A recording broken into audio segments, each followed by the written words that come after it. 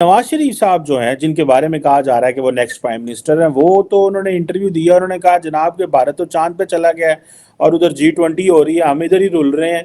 बदला अब लेने के लिए भारत तैयार हो चुका है, मैच्योर हो चुका है, ये मानना होगा। और वो अब टक्कर दे रहे हैं अमेरिका को। वो कहते हैं टक्कर के लोग मिल गए हैं।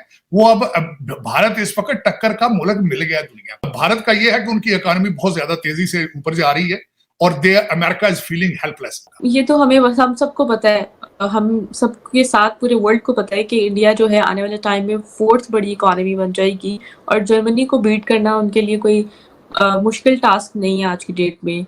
और जल्द ही कोई इस तरह की न्यूज़ भी हमारे सामने आती हुई नजर आ ही जाएगी। क्या आपको लगता है हमें इंडिया का मुकाबला करना चाहिए इस सेंस कि हमें इकोनॉमी बेहतर या दुनिया में उस मुकाम पे आना चाहिए जहां पर इंडिया आके बोलता है और उसकी सुनी जाती है? मैम, उसके अंदर जो देखने की बात है ना, सबसे पहले हमें देखिए, आज जो ज़माना है वो इकोनॉमी का ज़माना है। जिसकी इकोनॉमी स्ट्रॉन्ग है उसी की बात सुनी जाती है, उसी की बात मानी जाती है।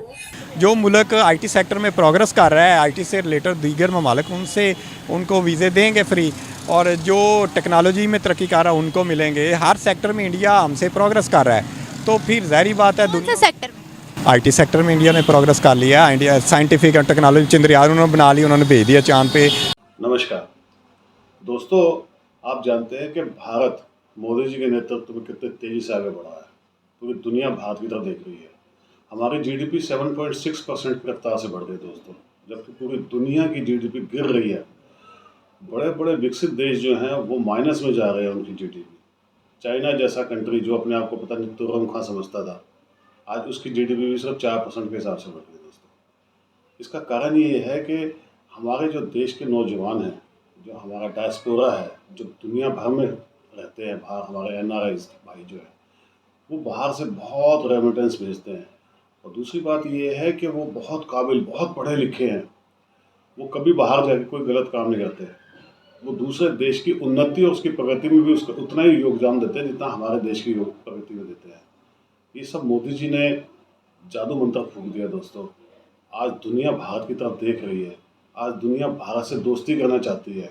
सच पूछो तो मैं ये कहूँगा कि आज दुनिया चाहती है कि भारत एक लीडर बन जाए, ग्लोबल लीडर। और दोस्तों, ये हमारी नियति है, इसे कोई रोक नहीं सकता। भारत विश्व गुरु बनने वाला है, बन चुका है, या कह लीजिए बहुत जल्द बन जाएगा। अब कोई नहीं रोक सकता। और अमेरिका जो 250 साल से पूरी दुनिया पर राज करता रहा है, जो पूरी दुनिया का राजा रहा है, आज अमेरिका भी भारत को देख रहा है। आज अमेरिका भी चाहता है कि भारत जो है वो जान गया है कि भारत कुछ भी कर सकता है। आने वाले टाइम में दोस्तों भारत विश्व गुरु बनेगा और अमेरिका हमारे पीछे रहेगा। वीडियो देखिए, आपको वीडियो देख के समझ में आएगा। उनका डायस्पोरा तालीम याफ्ता है। उनका डायस्पोरा इस वक्त जो है इंडियन डायस्पोरा दुनिया की जरूरत बन चुका है। ये इतने एक फिक्रे में ये करने वाला नहीं है। तो पूरे इस पे किताब लिखना चाहिए कि 76 साल में भारत की तरक्की क्यों हुई है, किस तरह हुई है। ये एक बंदे की नहीं बात, ये पूरा कंट्री आगे गया है। उनकी लंदन में प्रॉपर्टियां नहीं है।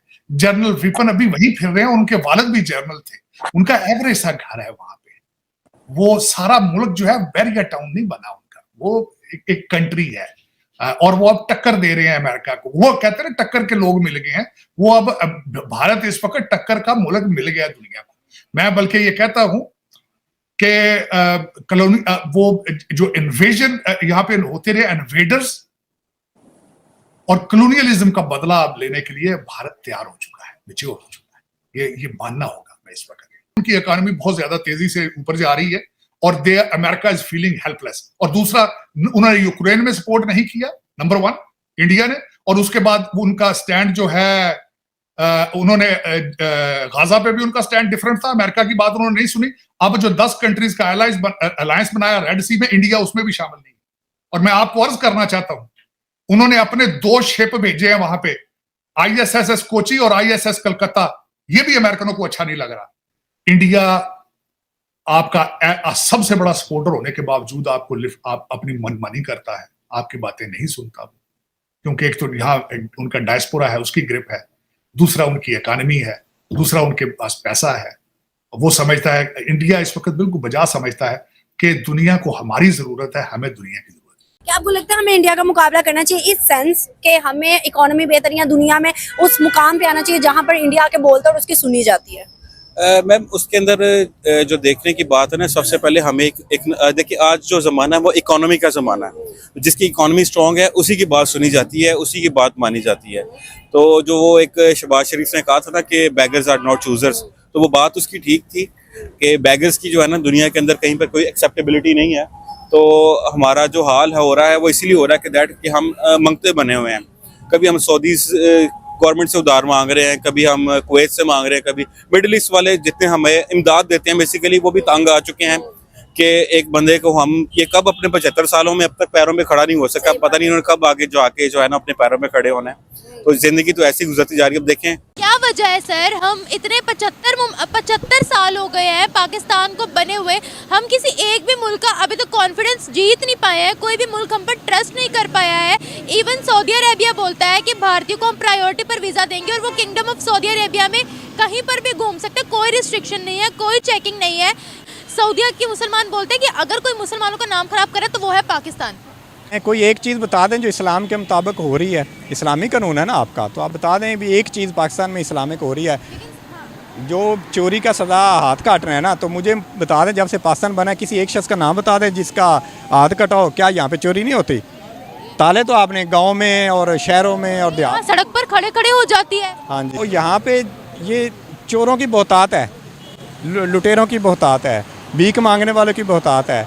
अब क्या बनता है? आपको नहीं लगा आपको मतलब एक पाकिस्तानी होने पर उस टाइम शर्म नहीं आई जब हमारे ही सरबराह पीएम ने कहा बेगर्स कांट बी चूजर? एक पीएम जो दुनिया में जाकर रिप्रेजेंट करे पाकिस्तानियों को और कह रहा है कि बेगर्स कांट बी चूजर्स, और दूसरी जानिब हमारे ही सब कॉन्टिनेंट का इंडिया का पीएम जाता है और दरल्ले से जाके बैठता है, खड़ा होता है, बात करता है और उसकी रिस्पेक्ट से आज इंडियंस को 36 के 40 ममालिक में वीजा फ्री एंट्री है विद मुस्लिम है वो, मतलब countries even with their currency. उनकी करेंसी भी इस वक्त एक्सेप्टेबल है। हमारी करेंसी तो शायद इस टाइम अफगानिस्तान के भी अंदर एक्सेप्टेबल नहीं है। दे आर उनका जो है 4 रुपए पे चला गया, हमारा 1 रुपया। ऐसे में हम दुनिया का मुकाबला कर सकते हैं? नहीं, दुनिया का मुकाबला जैसे हम कर रहे हैं, जिस तरह से हमारे साथ दुनिया करी है, हमारे साथ ऐसे ही होना चाहिए। सीरियसली ऐसे ही होना चाहिए। हम डिजर्व करते हैं, हम यही डिजर्व करते हैं। हमें हरकतें ठीक करनी पड़ेगी। हम देखिए अभी पहले तो हम कहा करते थे कि लोगों को अपनी हरकतें ठीक करनी चाहिए, आम पब्लिक को अपनी हरकतें ठीक करनी चाहिए। आम पब्लिक भी अब अपनी हरकतें ठीक कर रही है, लेकिन जो असल लोग हैं जिनको अपनी हरकतें ठीक करनी चाहिए 75 साल में, वो अपनी हरकतें जब तक ठीक नहीं करेंगे ये मुल्क आगे नहीं बढ़ सकता। क्या वजह है कि वो इतने सालों में वो लोग हमें किसी पर डिपेंडेंट नजर नहीं आ रहे?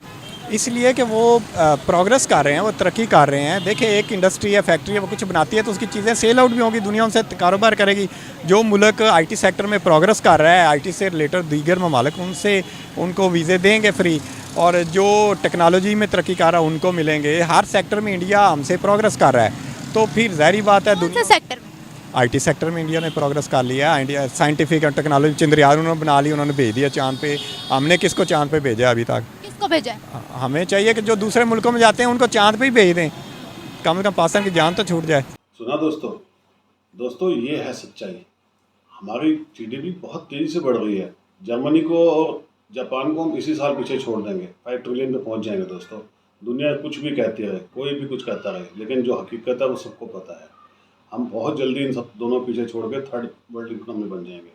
और जहाँ तक बात है चाइना की, दोस्तों चाइना की सच्चाई बाहर नहीं आती है। चाइना बहुत तेज़ी से नीचे आ रहा है, और जितनी तेज़ी से वो नीचे आ रहा है उससे दुगनी रफ्तार से भारत बढ़ रहा है। यही बात अमेरिका को पता है। जो दुनिया को मालूम है, कुछ चीज़ें हमें नहीं मालूम होती हैं। इसीलिए आज पूरी दुनिया भारत में आ रही है। बड़ी बड़ी कंपनियां भारत के अंदर इन्वेस्ट करने के लिए क्यों आ रही हैं? उनको मालूम है कि मोदी जी 3rd टर्म के लिए आ रहे हैं, और मोदी जी 3rd टर्म के आने के बाद पूरी दुनिया भारत के अंदर घुस जाएगी दोस्तों। बहुत तेज़ी से हमारी रफ्तार बढ़ेगी। 7.6 चल रही है, आने वाले टाइम के अंदर हम 8% को भी क्रॉस करेंगे। और जब 8% को क्रॉस करने वाली इकोनॉमी बन जाए भारत, तो आप सोचिए कहाँ से कहाँ पहुँच जाएंगे। विश्व गुरु बनना तय है दोस्तों। खुशियाँ मनाइए, राम राज्य आने वाला है। 22 जनवरी को प्राण प्रतिष्ठा होने वाली है राम मंदिर में। दोस्तों कितनी खुशी की बात होगी। पूरी दुनिया भारत में आएगी। 1 साल में करोड़ों लोग विजिटर्स दुनिया भर से भारत में आएंगे। हमारी रफ्तार को कौन रोकेगा दोस्तों? जो सच्चाई है वो यही है, और पाकिस्तान के पेट में दर्द होना तो लाजमी है। वीडियो कैसी लगी प्लीज़ कमेंट्स करके बताइएगा, वीडियो को लाइक कीजिएगा, चैनल को सब्सक्राइब जरूर कर लीजिएगा। Thank you very much.